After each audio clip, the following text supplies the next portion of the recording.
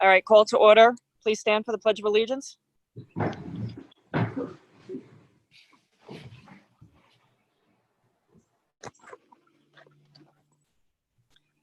I pledge allegiance Allegiance to the flag flag of the United States of of America, and to the republic for which it which it stands, stands, one one nation, nation, under under God, God, indivisible, indivisible, with liberty, liberty and justice and for all. justice for all. So normally Danielle Dench and Robin Rayburn, they would be sworn in, signing their oath. I believe they did that already today, correct? Robin did it with me this afternoon, and Danielle's in the boardroom, and I can go into her right now. Danielle, can I come and see you with the book? Yep. All right, Okay. I'll come to see Danielle, and then I'm gonna go see, Me, Dr. Sarah, were you sworn in? not yet. Last Okay. time, I'm gonna run to the other room. Okay. I'm coming, Danielle. Okay. This is. Are you ready? I have a pen. Okay, you have a pen. All right. Okay, the state of New York, county of Suffolk, town of Brookhaven. Oh, I read it. Do you want me to read it to you? No, I read it. Do I Okay. read it? Okay. I will support the Constitution of the United States and the Constitution of New York, and that I will faithfully discharge the duties of trustee of Santa Maricia's Union Free School District Board of Education. All right. According to the best of my ability. Amen. Thank you. Sign it right there. Okay. Congratulations, Danielle. Thank you. Congratulations. Congratulations. Robin as well. Thank you. All right. Okay. That's it. Thank you, ma'am. You're welcome. Thank you. Next, Dr. Massaro will be sworn in.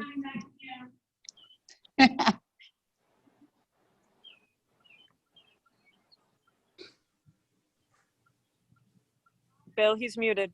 All right, hold on. That's all right. He's good. There we go. Okay. Do you, on the state of New York, the county of Suffolk, town of Brookhaven, do you, Dr. Ronald M. Becerra, I, Ronald M. Massara, do solemnly swear that you will support the Constitution of the United States do solemnly swear that I will support the Constitution of the United States and the Constitution of the state of New York, and the Constitution of the State of New York, and that you will faithfully discharge and the that I will, duties of and that I will superintendent. faithfully discharge the duties of the Superintendent of Schools according to the best of my ability. Amen. Can you please sign here, sir?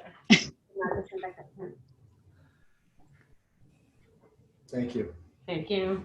So now we're going to vote for, Now we're Now gonna we'll take a nomination nomination. for Office of Presidents for the Board of Education. Okay. So if I can get a nomination. I nominate. Second. Who was that again? I missed it. You went in and out. George? Danielle second? Yes. All in favor? Any other nominations? All in favor? Yes. Marcus? Yes. Okay. Okay. So now George will take the oath. George, yeah. Janine? Come, George, you have clean hand? Janine, you want me to come to you? I'll come to you.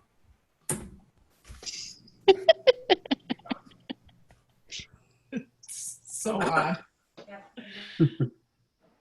I have a pen over there. all right. From the state of New York, the county of Suffolk, the town of Brookhaven, do you, George Maxwell, solemnly swear Yes, I, George Maxwell, solemnly swear that you will support the Constitution of the United States that I will support the Constitution of the United States and the Constitution of New York State, and the Constitution of the State of New York, and that you will faithfully discharge the duties of the President of the Board of Education according to the best of your ability? and that I will faithfully discharge the duties of President of the Board of Education according to the best of my ability. Amen. Thank you.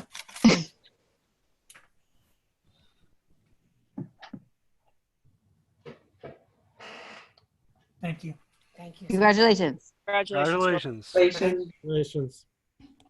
So now I'll turn the meeting over to you, George, for nomination of Vice President.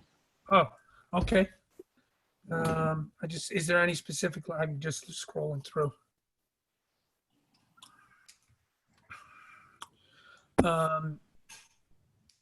solicitation for nomination for the office of Vice President of the Board of Education. I nominate Daniel Dench. Second. Marcus, was that a second from you? Was.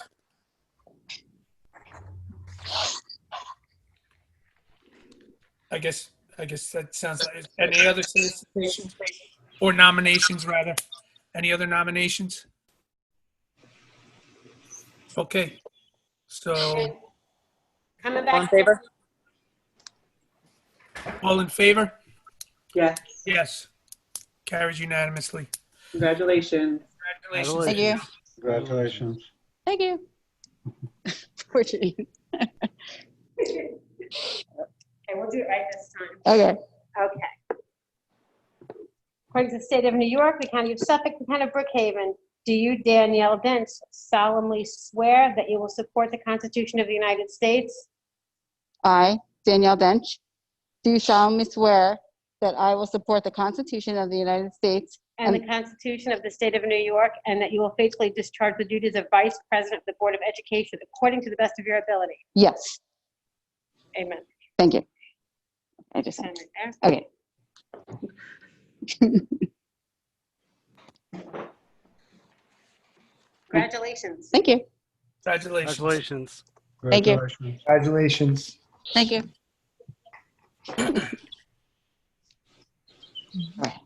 Yes, on my phone. Right there. Carrie, are you going to do the consent agenda vote? I could do it if you would like. I think, yeah. Okay. Be it resolved, a motion to approve the consent agenda, asterisk agenda items or consent agenda items. Consent agenda items are approved via single vote unless they are removed from being a consent item prior to the vote. Can I have a motion? Motion. Motion. Second. Discussion. All in favor? There is conversation, there's discussion. Item K does not have any definitive appointment. So we need to leave item K off. Item K. Architect, Yes. Unless, Okay. on the last section on the consent agenda, item 20, district insurance is not asterisk. Was that supposed to be part of the consent agenda? Which one? Item 20, second to last item, it wasn't asterisk, so, Oh, the district insurance. Yeah, once we take a final vote, I'll do that one. okay. So discussion on number 12. Meeting date. Oh, yeah. Number 12. I just, I wanted to suggest that we had a few more meetings in order to bring down the interval below 4 weeks. We've got a couple of gaps in there where it's a month between meetings. I would prefer having a little bit better integration, having the meetings 3 weeks at most. So I think November, December, there's a big gap. March, May, June. Wanted to see if anybody else is in favor of that, or if we wanted to leave it with the number of meetings we've had. I know this year was exceptional, but obviously we did have a lot of extra meetings to kind of fill in the gaps and close the loop on various items. yeah, in preparing the calendar, we tried to be as consistent as possible and keeping 3-week intervals between meetings, and absent vacation time. So that was kind of how this calendar was developed, which is fairly consistent with most of the East End schools that we surveyed to see what they were doing. Many of them on the East End were meeting once a month, and then a few were meeting upwards, 3 weeks to twice a month. Could be either way. Yeah, so like I said, I would be in favor of adding maybe 2 or 3 meetings in there. I know November, December, there's a big gap. I don't think we've got any vacation right in there. The November to December primarily was a result of the holidays, the way the Thanksgiving holiday falls and the Christmas holidays, and the school concerts and such. So trying to work around all of those dates is what usually becomes an issue. in that one particular month, but we could always hold special meetings in between if need be. Ron, I know last year we talked about having the meetings a little early. It didn't work out for some board members, but is that something we can reconsider about making exec session a little earlier and getting some, when we do have the younger kids come into our meetings, getting them in and out earlier? Yeah, we were looking to start the meetings by 7, but certainly, we want to finalize that. So that would be a half hour earlier than the typical. So, is that? I mean, I'd be in favor of 6:30 too. I mean, if that works for people, just the earlier the better, I think. 6:30 works for me. I prefer Yeah. 7 just because for like all the sporting activities and everything that parents are involved with, getting to a 6:30 meeting, I find would be more difficult for other people to attend the meetings for an audience. But that's just, it's my.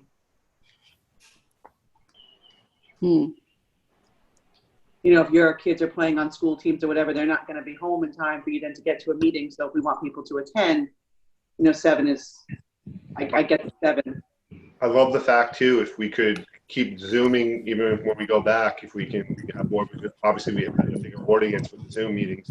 So if there's a way we can, I know we live stream it, but maybe get,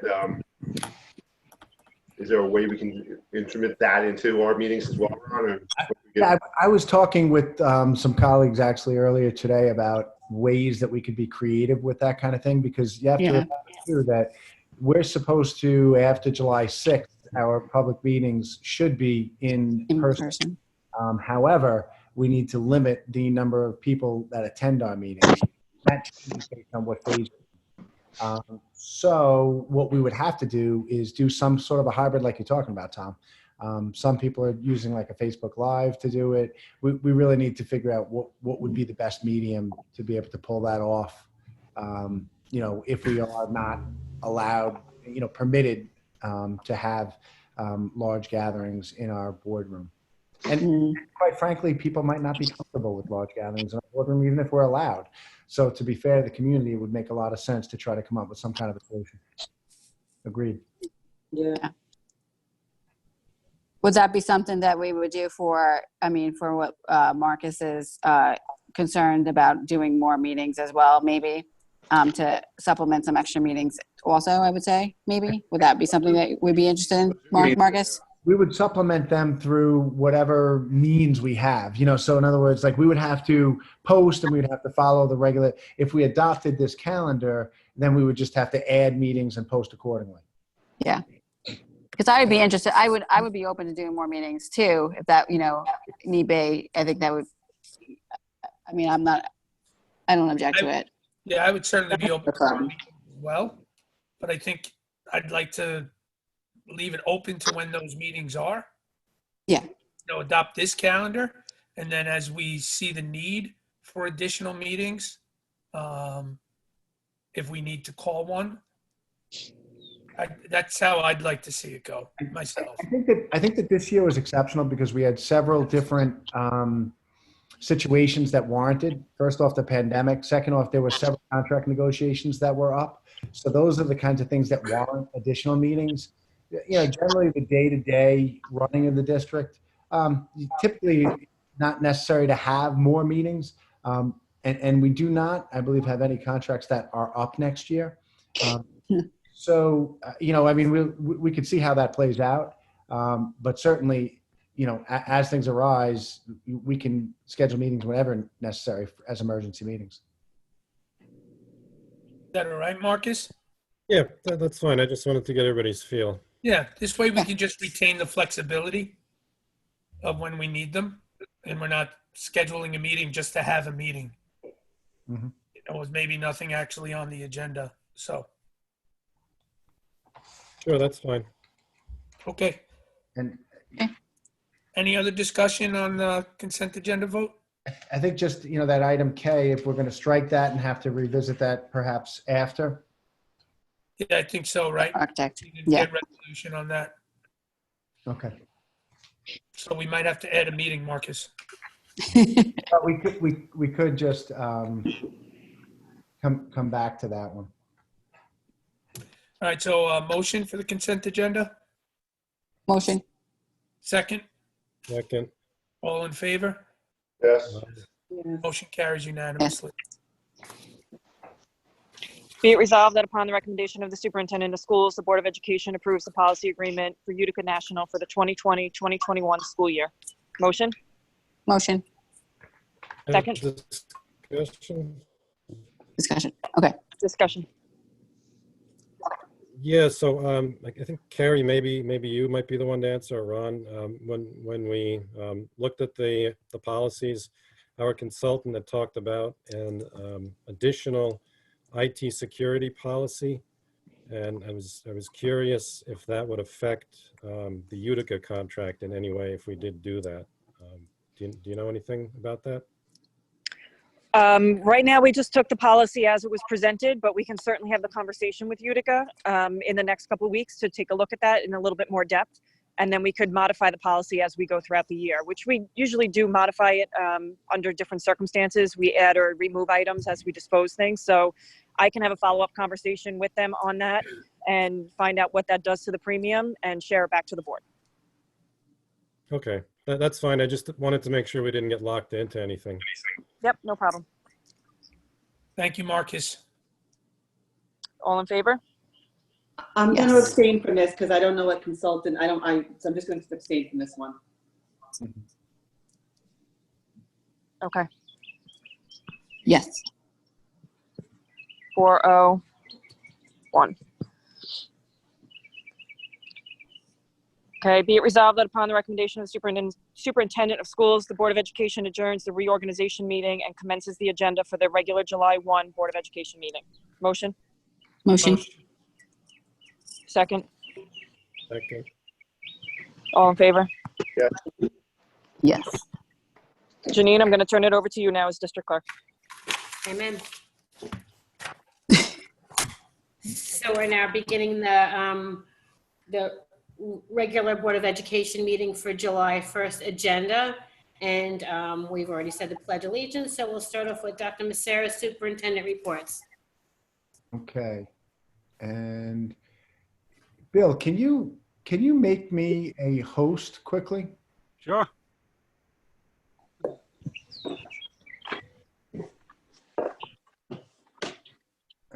Okay, you got it. All right, I'm just have to find this. Hold on one second.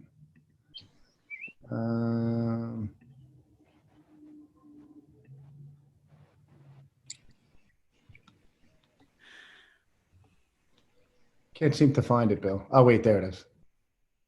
All right, so I just want to open up something. I thought I'd share something that we had worked on. Obviously, this was a very unique year, and I want to just as we're kind of I'm going to escape out. I'm going to. Okay. So it wasn't obviously a very unique week. I have the McGill family coming in, and I need to let them in. So certainly, we had an interesting end to the year. We had planned a full virtual graduation ceremony that I thought was really exceptional. It was a full ceremony that included, the kids walking across the stage and doing all the kinds of things that we would do in a graduation. And then the governor shifted gears, as we all know, and we were able to have an in-person ceremony. I'd just like to publicly thank everybody that helped to make that happen. There was a great deal of cooperation through the town, through the local police department that supported us, the town offering us their band shell or their shell, and being able to put that up. The Board of Education for your support, the administrative team for being very creative in coming up with a solution. Particularly Jeremy was wonderful with that, and Ed was extraordinary in terms of facilitating, Mr. Caswell. And I really thought that the kids really got a lot out of it. It turned into something better than I think anybody thought it could have been, given the circumstances. We were able to hold our graduation for our entire class on our graduation day, which I think was really exceptional. So just really kudos to everybody that helped to make that happen, and all the CM positivity that we spread to make sure that our graduation could be something special for our seniors. It was a real lead up that despite the challenges of the COVID-19 pandemic, I think we really overcame, and as a community was able to put on something that was fantastic for our graduates. So I just want to thank everybody for that. Ron, can I chime in for a second? Thank you, Tom. My son was a senior and graduated, and I couldn't have asked more for that day. It was they did a great job. I just want to thank everyone that was involved in putting it all together. I know it was a lot of work, but it was very well done. We couldn't have been happier. Thank you, Tom, and thank you for bringing over that stencil, Tom. That looked great. Oh, thank you, Rika. He did the heavy lifting. Yeah, Jose, for putting that up. Yeah, no, we were really pleased with that. You know, another thing I'd like to do is acknowledge Pat Gallietta, who has been our district clerk for so many years now, and she really has been extraordinary in that role. You know, Janine, I know you're going to be great, but those are pretty tough shoes to fill. So just a shout out to Pat for being just extraordinary and really serving this district so well for so many years. And I really thank Pat, because in my first year here, she was a tremendous help to me to be able to help, you know, the board to be able to, you know, do all the things that the board can do. So although we have a restructuring in place, you know, we certainly wish Pat well, and we know she's, maybe she's breathing a little easier, not having to deal with all that. Especially this reorg under Zoom, which is just so strange. But a huge shout out and thanks to Pat Gallietta. So, you know, that being said, what I'm going to do now is I'm going to share my screen because we did do we did do a survey of our community. I just have to shut a couple things down here for distance learning, and it was a parent and student survey. We asked parents and students to complete this together. So I thought I'd share the results with what we have. We have about 362 people that participated in this survey, and it's not advancing. There it is. Okay. Here's what the respondents look like. You can see that from kindergarten through 12th grade, and even our ungraded classes, we had respondents from every single grade level. The smallest class we had was second grade, and the largest class we had was 8th grade. So second grade had 24 respondents, and 8th grade had 64 respondents. So we did have a good cross section, so we can, you know, generalize this feedback across our district from kindergarten through 12th grade. Going through some of the responses and questions, of the 362 responses, my children have been able to easily access the learning material. This was a concern of ours because, you know, we started out servicing our high school first, and then we realized, well, it looks like we might have enough Chromebooks to do the middle school. And then we realized after getting a donation and putting some other things together, that we thought we could really go all the way down to kindergarten, and we certainly did. So I think it's great that, you know, over, you know, 80% had agreed or strongly agreed that the children were able to easily access the material, with another 14% neutral. So when you see upwards of, you know, 93% of people saying that they agree, strongly agree, or really have, you know, no feelings either way, I think that's really positive to say that the learning material was accessible. Since the onset of distance learning, we've strived to provide developmentally appropriate workload. In this one, and we wanted to say, well, to what degree do you agree that we were able to provide a developmentally appropriate workload for the kids? About 50% of everyone surveyed suggested that, you know, it was like in that just right place where we provided, you know, the workload that was appropriate. You know, this is a very, very challenging thing to do because we really wanted to find that sweet spot. And from this survey response of these 362 people, it looks like we did. While there was, you know, 22 and 11 that said a bit, you know, a bit more would be appropriate. 13% said a bit less would be appropriate. So knowing that there was some saying more, some saying less, it feels like, you know, and there was a percentage saying too much as well. So it seems like we did do a job of hitting that sweet spot of what the workload, the expectation for parents and kids was in terms of the workload. When we think about instructional strategies, we tried to, and I'm giving you the ones that were easily able to compile. There are some anecdotal comments that also help to guide us as we plan if we need to go back into distance learning. But what type of instructional tools and strategies are most effective? We saw overwhelmingly that this is a little bit awkward, but the second line that I'm pointing to in here, if you can see that, is actually not live instruction. It didn't copy quite the way it should have. The 209 people, or 57.7%, those people said that videotaped lessons from teachers was the most effective means. So I thought that that was interesting.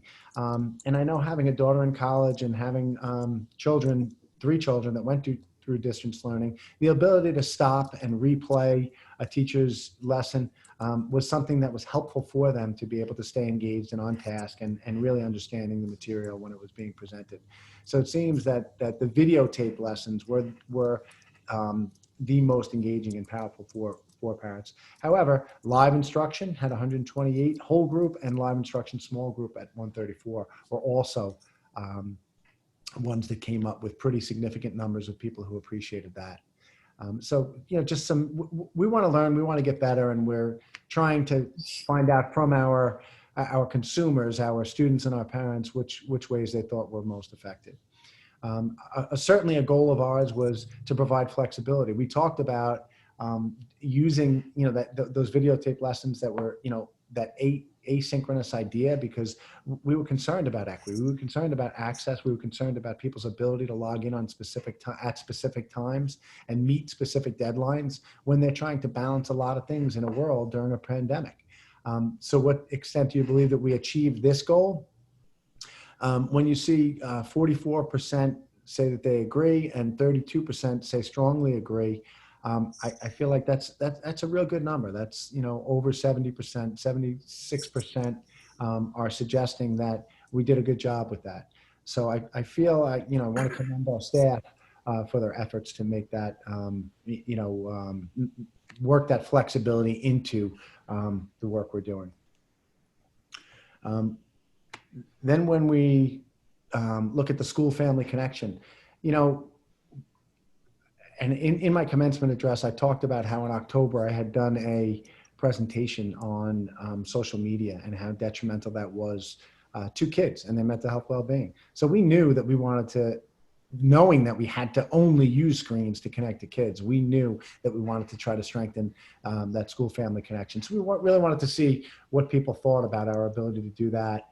And this too demonstrates that, the majority of parents and kids felt that we did connect to them. Only about 10% were suggesting that the connection really wasn't there. They were 23% neutral, but 38% agree and 26% strongly agree that we were able to maintain that school to family connection. So that was something, certainly we want that to be 100%, but we felt like these numbers were encouraging. And so I'm going to escape out of that and stop the share, and just say that this came about us in mid-March, and we had to adjust very quickly to a whole new way of teaching.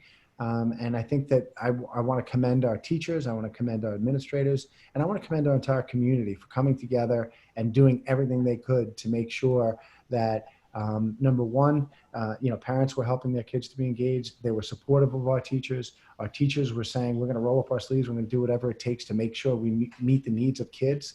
And that's not just from an academic perspective, that's from a social emotional perspective.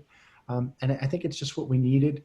And I feel very, very strongly that I'm just proud of the effort that everybody put in.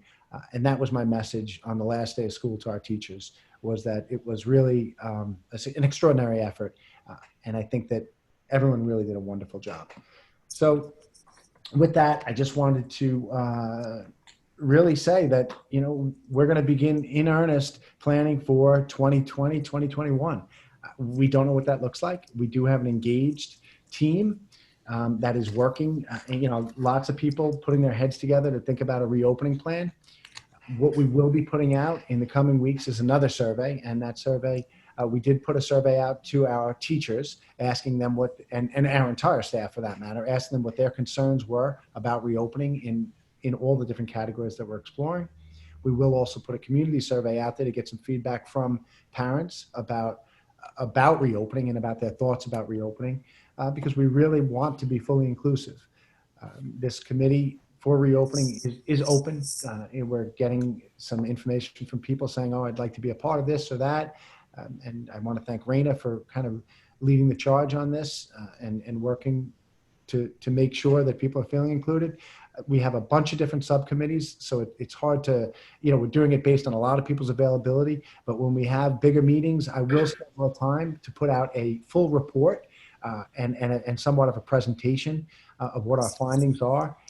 We do anticipate, I also participate on the state level. I was in a meeting for the Regents, regional workforce.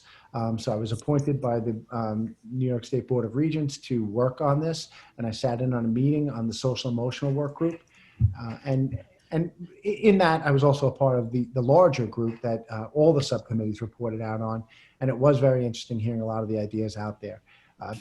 Basically, they were still going under the assumption that we needed to address 3 different modes of delivery. An in-person mode of delivery that had PPE, a hybrid mode of delivery that would incorporate different, some in-person, some distance learning, and another that was fully distance learning. So it is very interesting that that we're still in a place where we're still exploring 3 different scenarios for return in September. We do anticipate that on July 13th, we will get additional guidance, and we will be moving forward with our team to try to, again, with all stakeholders included, to try to put together a plan that works for us, emphasizes the health and safety of our kids, and does everything we can to ensure, I'm sorry, I'm just allowing a couple more people in here, ensure the health and safety, and do everything we can to maximize the learning opportunities for kids.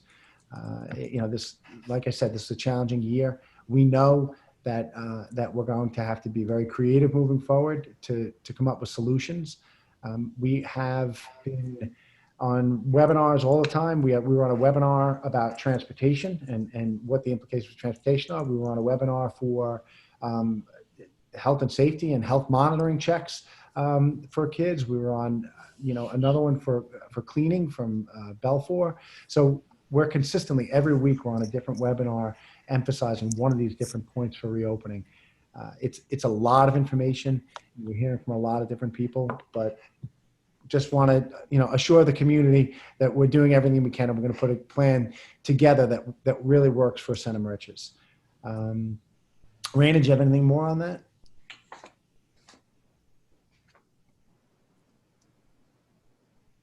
You have to unmute her. I have to unmute her. I tried. It's not working. I'm going to assume Raina has nothing to add to that. I was so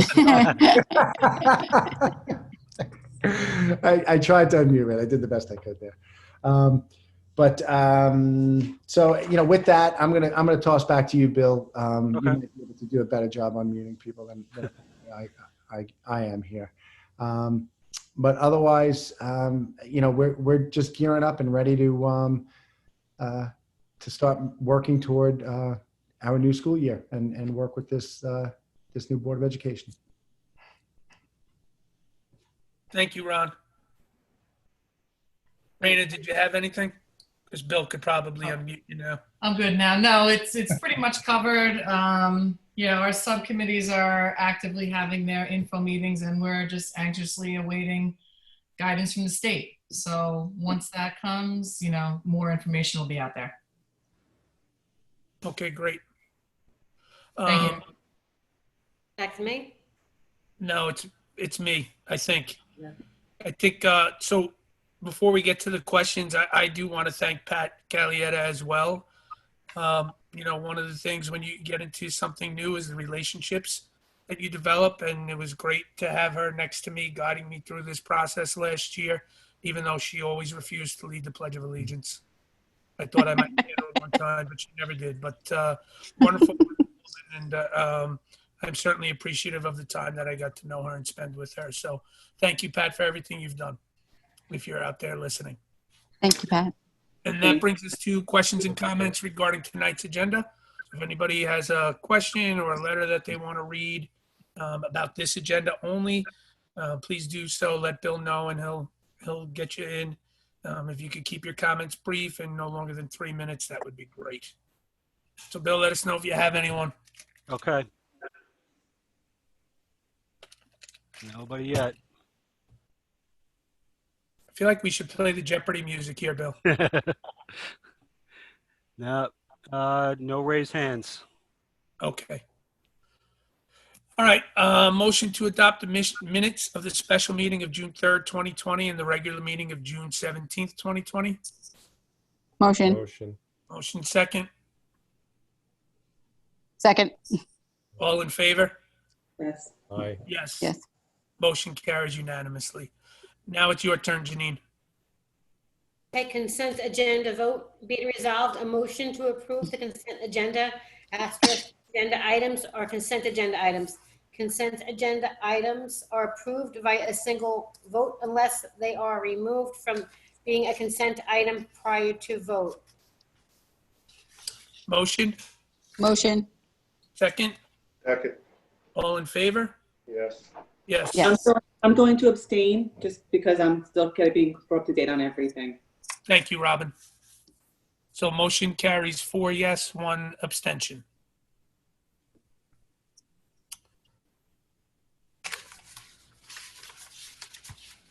What number are we at? That was a big party. 17. And miscellaneous section, the last item, ESSA accountability, item 17. That was not included in the consent agenda. It was not asterisked. Is that for discussion? So you would read that, yeah, under the miscellaneous section? ESSA accountability 2021 participation rate improvement plan, exhibit number 6. Be it resolved that upon recommendation of the superintendent of the schools, the Board of Education approves ESSA accountability 2021 participation rate improvement plan. Motion Motion. second. Second, All in favor? yes. Yes. I'm Motion going to carries abstain. unanimously. Robin Oh, abstained. sorry, motion carries 4 yes, 0, 1 abstention. Sorry, Robin. No worries, no worries. And then that leads us to questions and comments from the community. To address any question related to any topic of board work. So if you have, just hit the raise hand thing and Bill will get you in. All right, nobody yet. Nobody yet? Nope. Let's give them a couple of seconds. I'm just going through the list. No raised hands. Okay, Nope, nobody. thank you. You're welcome. Dates to remember, the next Board of Ed meeting will be on August 26th, 2020 at 7 o'clock, unless we decide to add one in there, at the district office, in which case we'll give you plenty of notice to public if you want to log in. And we're going to move into exec.